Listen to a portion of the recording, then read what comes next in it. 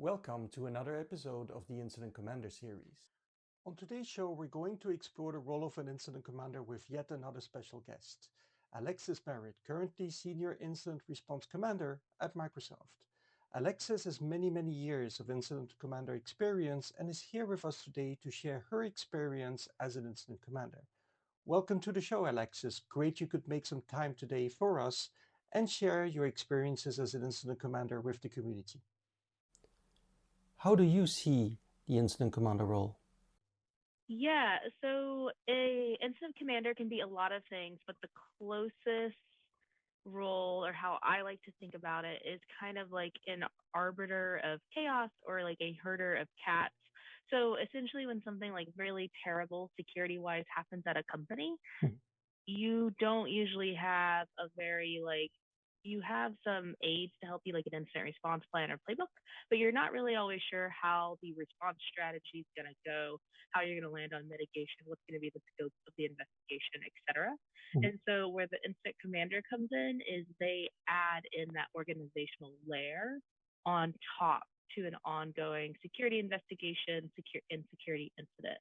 So it's my job to come in and apply organizational frameworks, like especially around like, hey, how do we set this up and prepare it? Like, where's all the data being stored going forward for the security incident? What type of oversight and delegation do we want to see with the different teams that we're interacting with? And then, of course, things like alignment and decision making. So bringing everyone together, it's kind of like you're sitting it's kind of like you're the person preparing dinner of potluck and making sure everyone came with what they said they would come with. Like that person came with the turkey, that person came with the green bean casserole. This individual made sure to bring the gravy, or it's like, okay, well, this individual forgot something. So how do we now figure out to get them back up to speed and things like that? What is your signature? Yeah, that's a good question. It almost feels like a question to pose to someone that I work with because I actually haven't picked up on that if I have a phrase or a ritual that I open our war rooms with, slash like, our bridges in our incident response structure. I know I usually catch myself saying something like, we may not necessarily know what's going on right now, but we're here to help because we come in pretty early during the identification process at Microsoft. It's just kind of like how the way we do it, and so it's usually just setting the tone of like you get to info dump, especially during the triage meeting where we're first preliminarily gathering facts before we start sharing that information out to like the executive audiences, the cross-functional team audiences. So very often when you start working with a customer, you need to build up that trust as an incident commander, right? So it's that process of you enter a very chaotic situation, people might be in panic. And I think it's really about, the writing the set tone is really start to speak calm, rested. Don't let any panic transpire, because if you yourself show panic, it will basically go over to the participants as well. While if you come in as an incident commander, just say, I got you, we're going to get you through this, which is was kind of what you were saying just previously.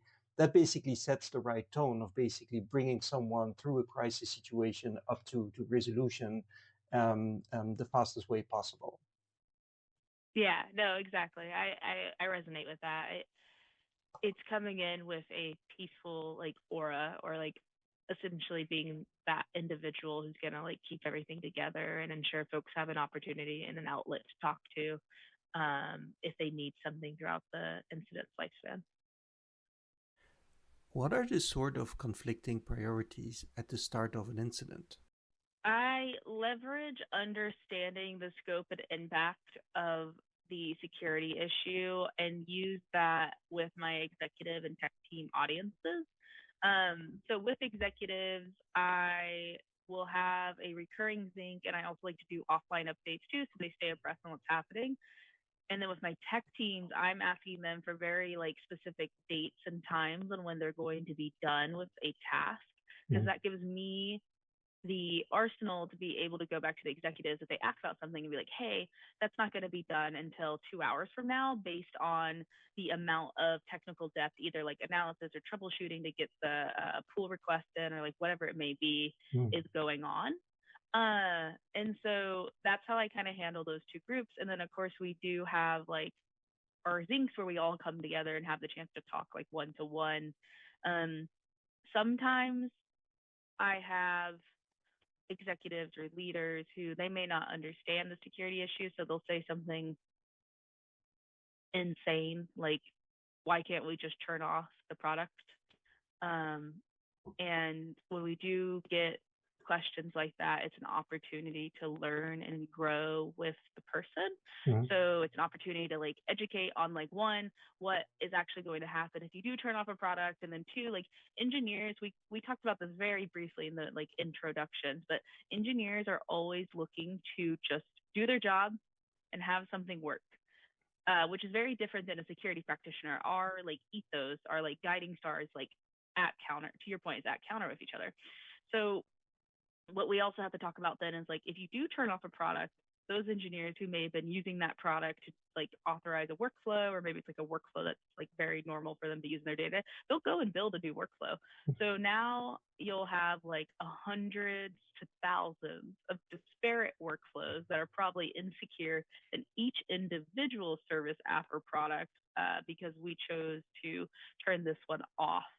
So it's about articulating the risk at all times, I think, and like understanding again that people say things and you're like, wow, you don't understand like this domain, but that's okay. I'm there to help you. Like I'm here to teach you, and spend time like articulating risk to you and like what actually is going to be a beneficial use of Mm. time and exercise. And then same for the tech teams. It's mostly just being like, what do you all need to stay protected to do your deep work? Because answering one-off questions from the executives is not a good use of their time usually when it comes to the analysis or the fix or like whatever else they may be up to. Okay.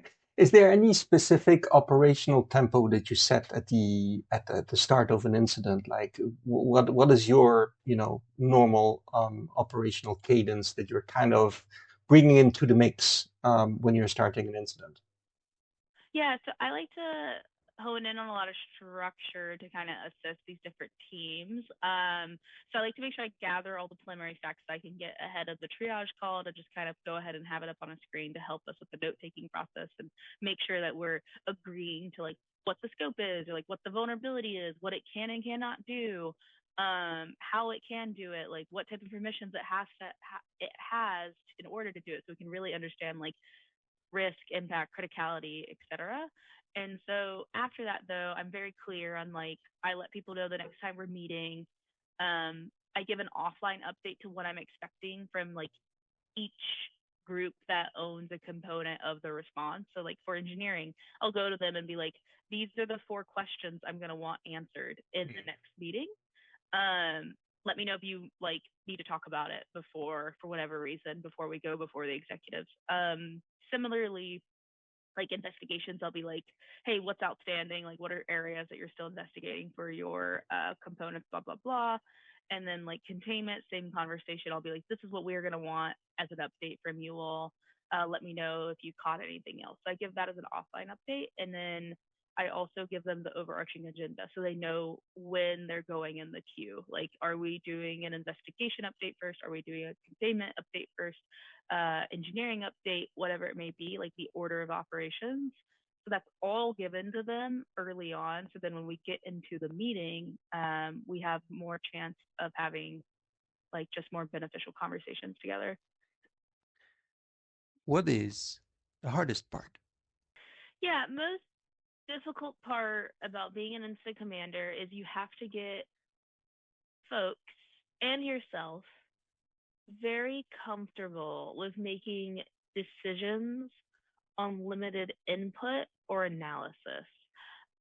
So something that's really critical during the security incident lifecycle is that we don't spend so much time on, say, like detection, identification, investigations, that we're literally allowing like an adversary or whatever the security issue is run amok in our system and create a bigger impact or scope on us because we're taking so long to ID it or detect it or analyze it, right? Mhm. So something that's always really helpful to ground people is it's like we are making decisions right now based on the current information that we have.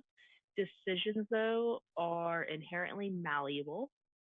And so because those decisions are malleable, like, I'm not a doctor performing surgery in this very instance where like there's a 30% chance someone's going to die on the table. So we have that opportunity to make some mistakes along the way in order to get to decisions quicker so we can continue down the path of remediation when it comes to security incidents.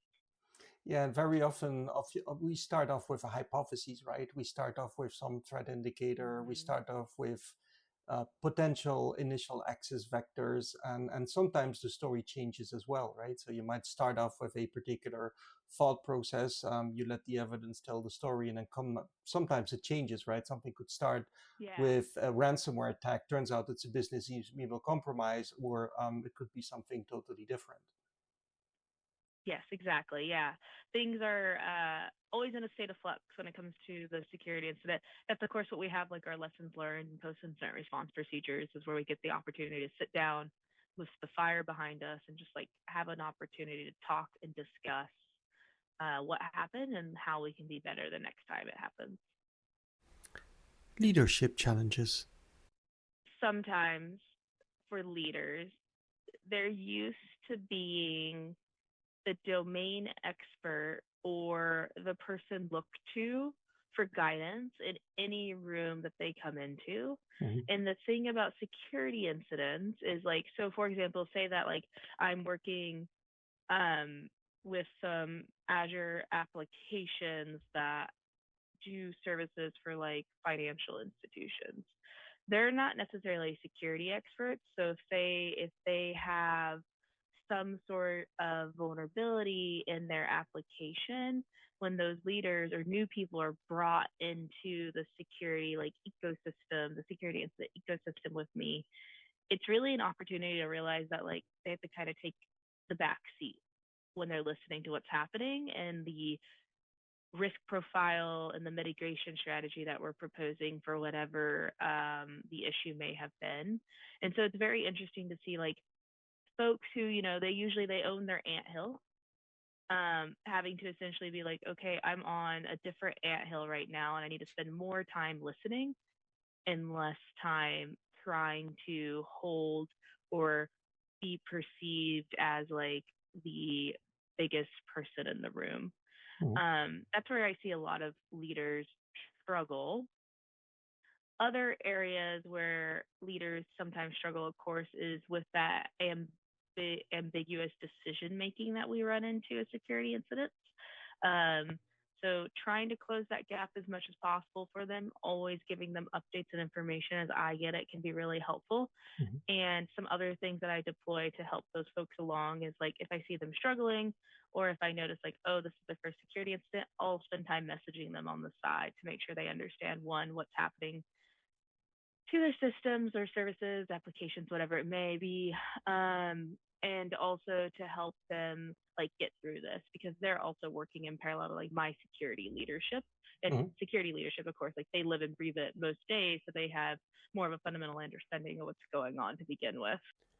What about cultural differences in the ecosystem? I like to meet people as people, so I keep some of those cultural like warnings or stereotypes for lack of a better word like in my back pocket, but I don't really think about them when I'm first like meeting and greeting a new person. So I usually like to ask my stakeholders like, hey, how do you like to work? What's something that's important to you?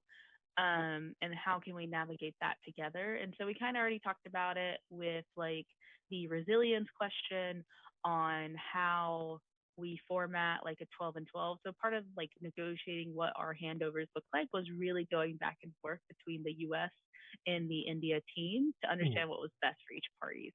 We settled on a pretty like crisp, like too long didn't read, and then of course like step by step actions are like these are the things I need you to carry out during your hours and what I need reported on when I come back. So that's really helpful and beneficial. Some of the other things that we have to be respectful of course, is like Europe has very strong labor laws.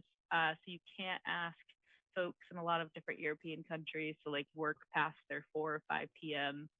Time slot because they just won't be available. And Mhm. so it's really critical for me to get those mornings as someone who sits in the US, like on my books in my morning. Mhm. So it's their afternoon. Um, so that's always very important to the conversation, I think. And then some other stuff we will run into is it's like each tone. It could be tone or Mhm. like style of voice or those types of things. And so it's always just best, I think, to like prime yourself on who you might run into from a cultural perspective. Mhm. Um, I know some easy people that's like they're easy to pick on them, but like the Germans are always like they're very great about their data privacy and protection and stuff. And so because of that, you always have to make sure you give them the full up and up on like what's going on with the data, how are we meeting the different regulatorial standards and things like that. And that's just something that like I know is always expected of me if I work with some of our teams that are out of Germany. Yeah, I lived myself 16 years in Germany, so I know all about it. Trust me. Yeah, So, uh, empowering, timely.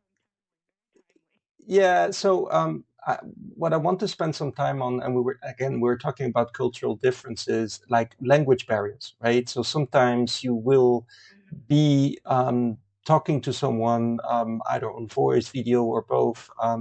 They might turn or not turn their camera on, but you might have a hard time understanding them, right? Just from a Yeah. language barrier perspective.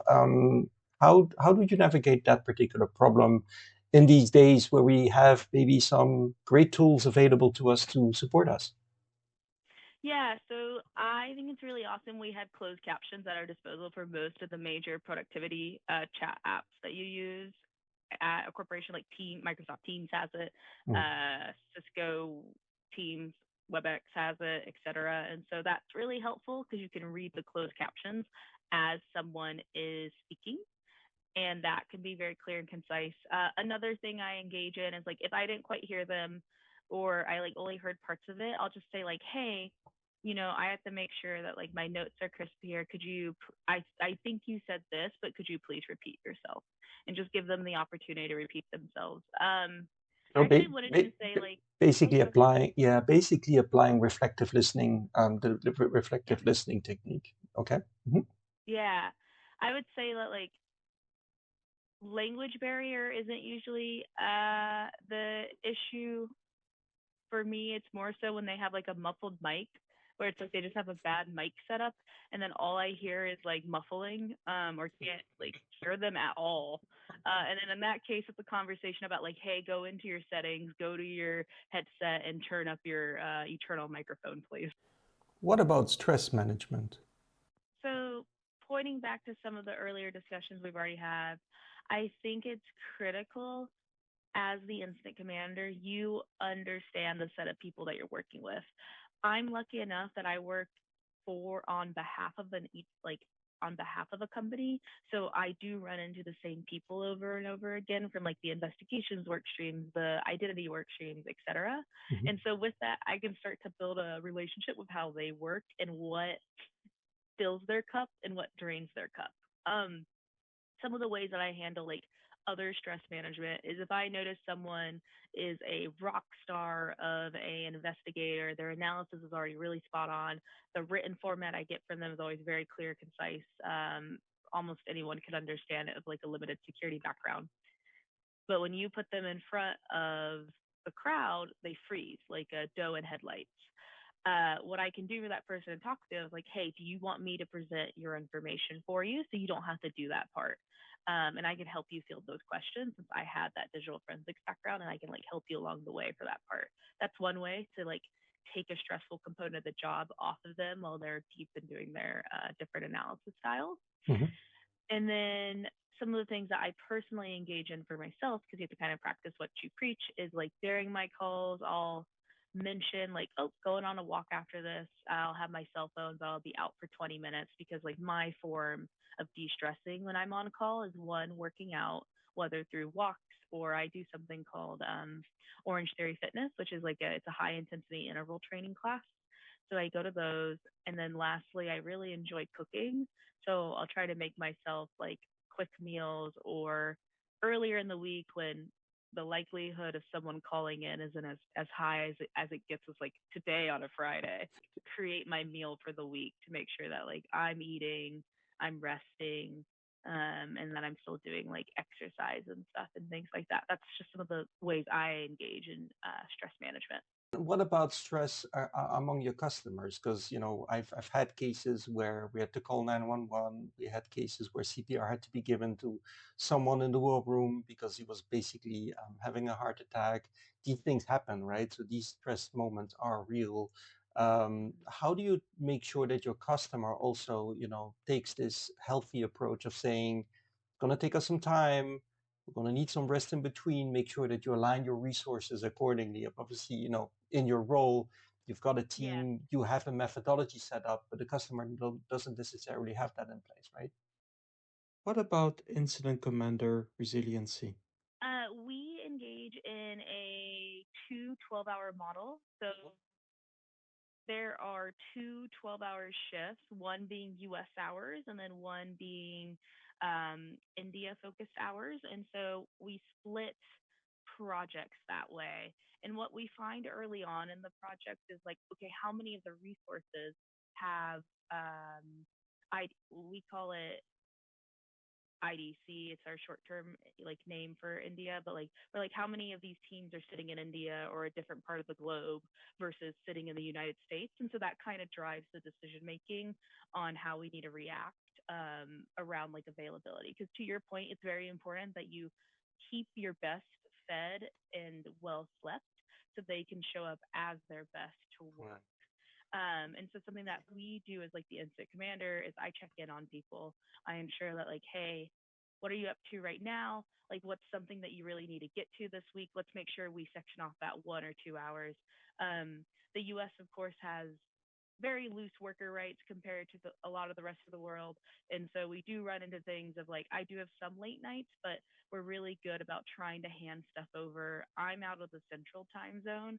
So I try to start handing my stuff over around 8 p.m. local to me, Mm-hmm. and then sit on a call to ensure that handover is complete by 9 p.m. Mm-hmm. And that'll include any overnight tasks.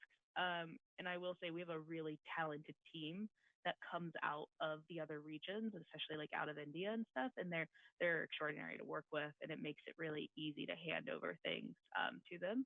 And Mm-hmm. then as you can see, like this morning, like get my handover early in the morning, take it on. And then inherently with an on-call model, you have that opportunity to like you're on call for your week, and then you have your opportunity to rest once your project starts slowing down post on call. So that's some of the ways that we handle resilience in our like people model. Okay, so in summary, some form of follow the sun model where you basically, Yeah. okay. And then obviously the primary selection of region is usually closest to the customer, which probably makes Yeah. sense. The Incident Commander Toolkit. I actually have had the opportunity to write some like literature on this component, mostly from an internal perspective, for how we educate and onboard our incident commanders. And so that's kind of neat. Some of the skills that I think are, or like attributes that are really important to the role is active listening and empathy.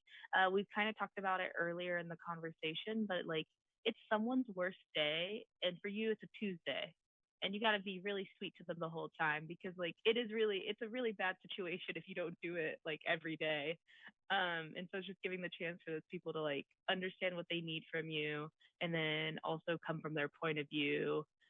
Like for example, when we are working with an application owner who maybe had a large deployment going out in like 1 to 2 weeks, but now they have to delay it because we found a security vulnerability in their application, and now we're coming in to be like, hey, we need to fix this. You need to postpone your very public general availability date. And so that's always a conversation, right? Taking something from the customers in the name of security, but we also have to think from that product manager, that engineering team's perspective. Like they're super sad. They were working on that for 6, 8, 9 months, whatever it may have been, even years for some of these.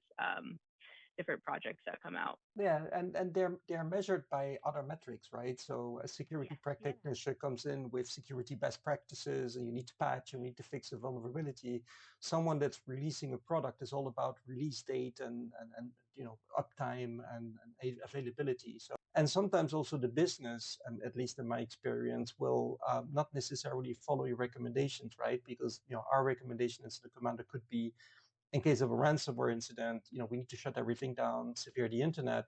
Well, a business might say, no, my website shop needs to stay up, whether it's vulnerable or not. So any specific experiences that you would like to share on that particular topic? Yeah, it's a lot of it. To your point, like another big skill that comes up in this is like negotiation and problem solving. Because what you just laid out in your scenario is that businesses want to make money. Security issues to them in the short term feel like losing access to how they make money depending on what the issue is. Um, I think one of the easiest ones to point to is like when there's DDoS attacks and things of that nature, where like the website's just down, so therefore nobody can go and click into it, they can't buy anything, they can't check out. You can kind of see how much dollars you're losing in real time based on your averages, hour to hour or minute to minute during the day.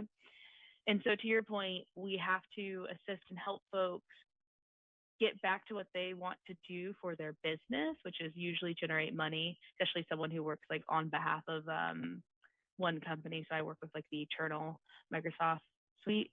And so you have to balance that though with the longer term conversations of like, if we don't fix these issues, this could lead to not being able to make any money forever. Or it could turn into like you losing so much of your brand reputation as an organization because you didn't choose to fix or address these issues, that people no longer trust you. They no longer trust your products. They think like, if you are being hacked, I will be hacked as well. What does the it depends mean in incident command? You just kind of have to go with the flow. So like I could just look at you and say it depends. But what actually is kind of baked into the it depends answer is like an analysis around the business's risk for appetite and how much they want to solve a specific set of issues before we leave the incident response phases. And so where it depends starts to really break down and where you can like kind of have those conversations with your stakeholders, your executives, whatever it may be, is that like, hey, this is all the information that I know today. These are the different types of mitigation strategies that we can take. Some are much more durable than others, but with that is usually a time trade off on resource and time. So it'll take me much longer to get these in place than the short term ones. So it's like unpacking why a responder is saying it depends. And I think that always really comes down to like business risk and their appetite for where they want to sit on susceptibility to security attacks or like whatever it may be. And so it's like bringing in as much information as that you have, distilling it very concisely when you're talking to folks so they can understand and follow along, and then be very upfront about the trade-off. Like, because we're assuming these things in our hypothesis or because we are still under these assumptions, we think this is the best strategy going forward. However, here's a trade-off that we might be looking at for the organization or that team if we deploy it. What does the so what mean to you?